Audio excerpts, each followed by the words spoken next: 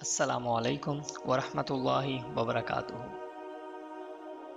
بسم اللہ الرحمن الرحیم۔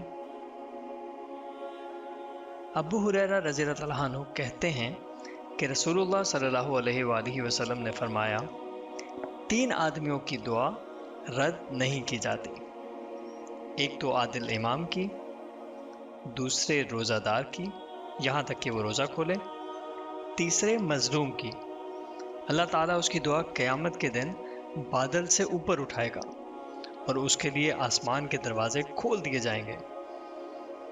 اللہ تعالیٰ فرماتا ہے، میری عزت کی قسم، میں تمہاری مدد ضرور کروں گا، گرچہ کچھ زمانے کے بعد ہو۔